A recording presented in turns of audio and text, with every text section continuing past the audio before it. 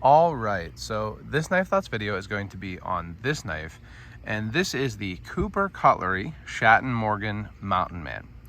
So this is the first release under the Schatt & Morgan brand from Cooper Cutlery.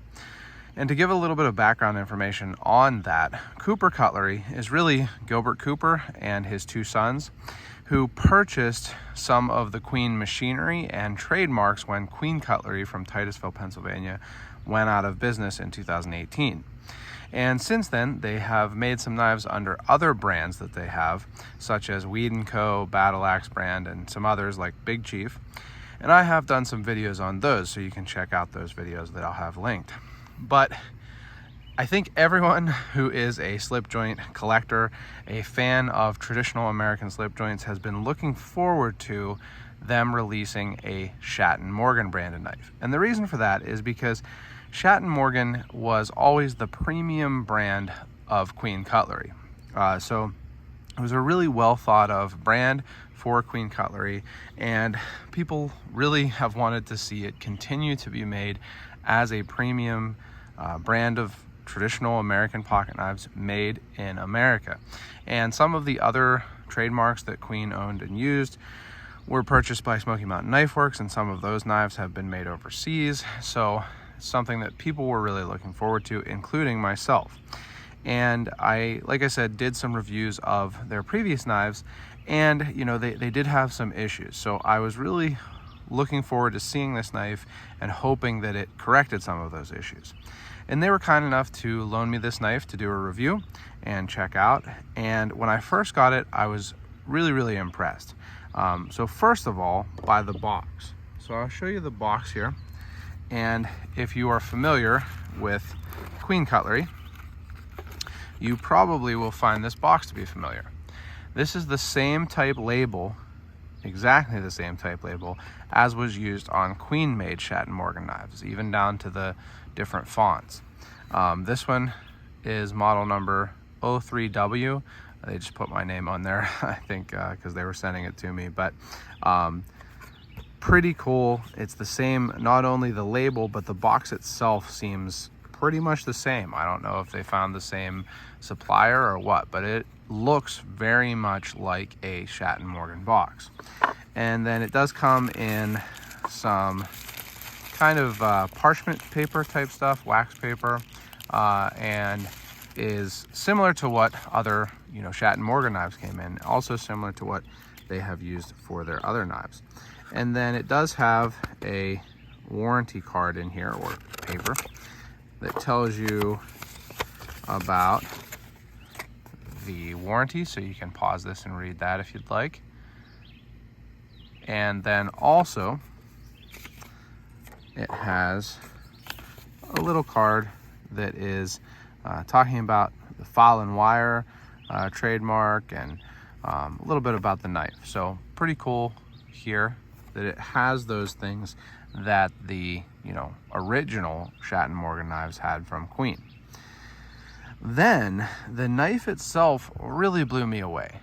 So if you have seen some of my videos on their previous knives, they were not all positive. My videos, hopeful, I would say, but not really all positive. Some pretty, you know, noticeable issues on some of their previous knives.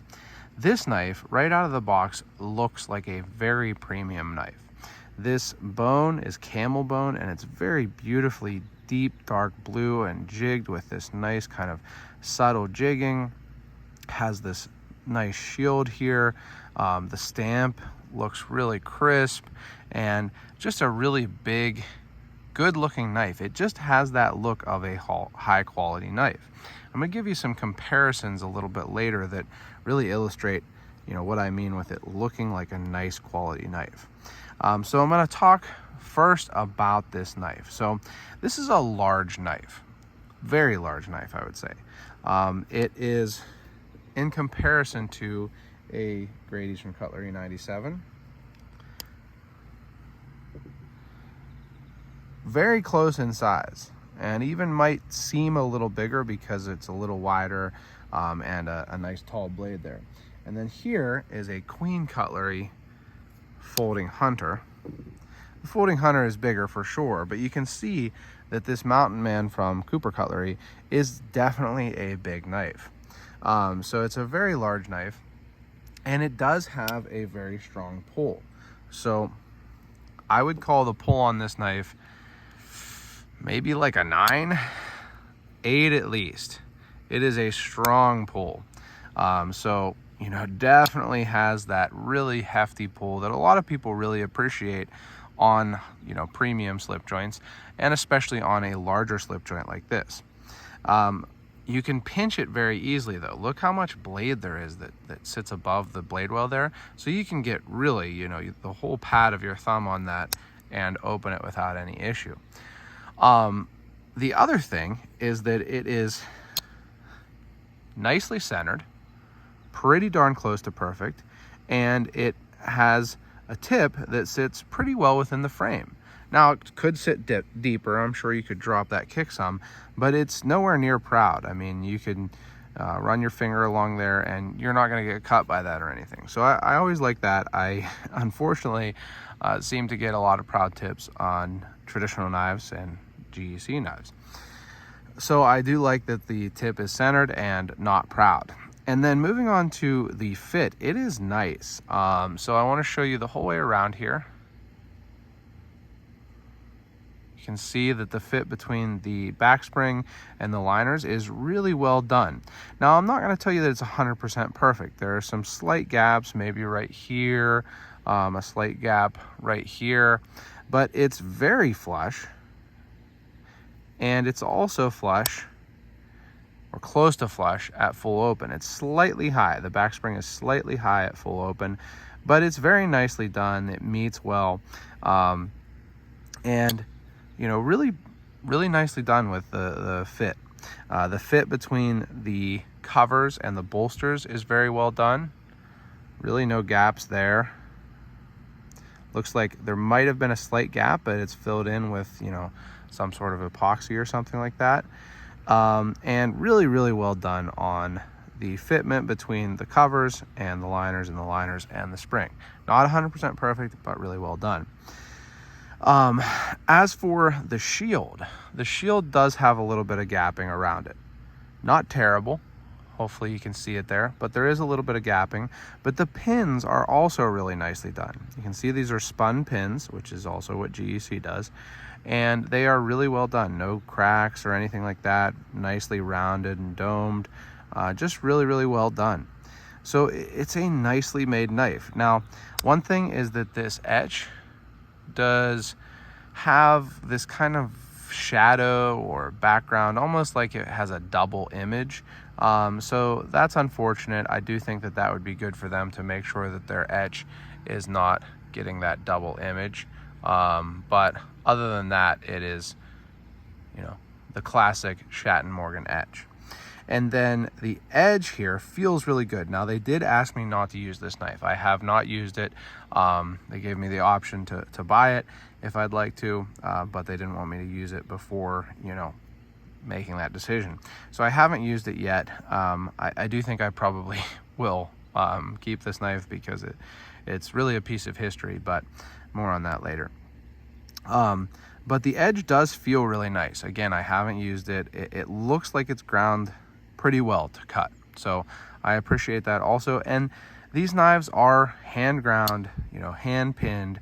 They are made by hand because they're using the old Queen machinery. So it's, you know, it is an old school operation from everything I can tell.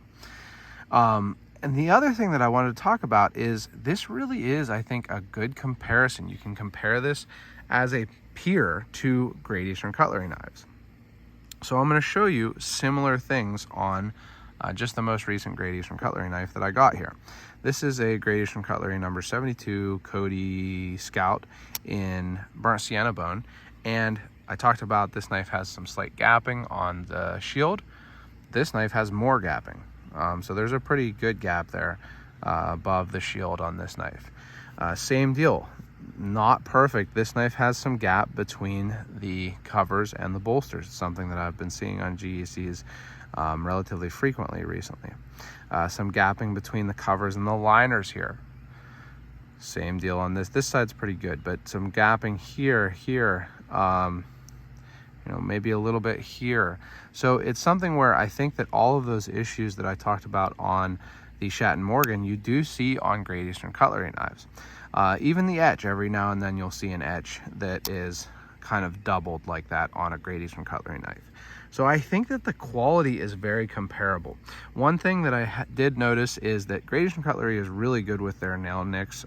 This is a really nicely cut nail nick, and the Schatt & Morgan's nail nick does have a little kind of machining mark right here. So the nail nick isn't quite as crisp as you typically see on a Great Eastern Cutlery knife. But other than that, it's very, very comparable. And I would say also comparable to the originals. So I'm going to show you compared to an original Queen-made Mountain Man. So this is an original Queen-made Mountain Man. You can see S&M Titusville. I think it might say PA under there. No, just Titusville. And it is, you know, the same knife basically, but this is from Queen in Titusville, Pennsylvania. And I would say that it's very, very similar quality. You know, this one, the pins are slightly different. These pins are peened versus spun. This one has a lanyard hole, but overall the quality is similar. You can see this one is, you know, pretty nice on the back spring, some slight gapping. So if you're familiar with the better done Schatt & Morgans from the 2006 and before era of Queen, the Bill Howard era, I think that you'll be pretty familiar with the quality, at least of this example, of these new Schatt & Morgans. So, you know, I think that that's a real win for them. If you, again, have seen my videos on their previous knives or have had one or seen, you know, other people's videos, you might know that they were not, I would say, a peer to the original Queen Schatt & Morgans or to Great Eastern Cutlery knives. So for this knife to really be comparable in a good way, I think that that is a huge win for them. Now, one thing is that these knives came in at a pretty high price. I didn't see everywhere, you know, the price of these everywhere, but I believe that it was like $250 to $275. And that's an expensive knife. And the thing with that is that a GEC, maybe on the secondary market is that much, but it's not that much on the primary market. And so it is tough with it being $100 more than a Great Eastern Cutlery knife. I think what they, you know, really need to emphasize is that these are not the same as a Great Eastern Cutlery knife. You know, Great Eastern Cutlery isn't making huge numbers of knives like, you know, something like K's, but they're making a lot more than Cooper Cutlery is. So, you know, 500 knives of a handle material, you know, 5,000 of a run, something like that. Whereas these Schatt & Morgans, I don't know how many they made, but I think that it was, you know, well under 500, maybe under 100, something like that, maybe 50. I've seen some numbers thrown out there and didn't really confirm them with Cooper Cutlery, but I do think that they are made in very, very small numbers, and it really is a handmade knife. Whereas Great Eastern Cutlery, there are a lot of hand operations and they are made mostly in the traditional way. I love Great Eastern Cutlery knives. This is not a criticism of them at all, but I think that these are made, you know, really by like 4 people by hand. So I think a better comparison of the production style of these Schatt & Morgan knives is actually to Alber's Cut Co. If you're familiar with Eric Alber's company, Alber's Cut Co., they are basically semi-custom. So it's not like you get to choose what handle is made and it's a one-off, but they are made by hand and, you know, in very small batches. And those are a similar price range. So I think if you're interested in these, maybe try to think of it more like that rather than like a Great Eastern Cutlery.